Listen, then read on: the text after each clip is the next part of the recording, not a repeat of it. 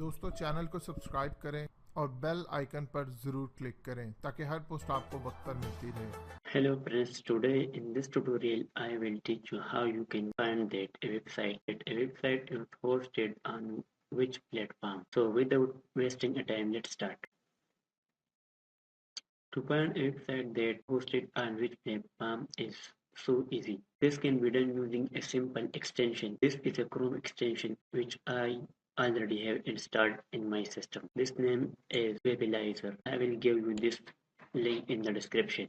So after installation, you can visit a website. I search different websites. So after visiting a website, you can see that this website will change to that icon. The WordPress icon is showing. So this means that this website is hosted on WordPress. We will take another example.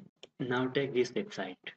As you can see that this website is hosted on Drupal content management. This extension shows that this website is a Drupal base. And now check this website. This website is hosted on Google Blogger platform. This is a Google Blogger platform. So this is a simple way in which you can find that website is hosted on which platform.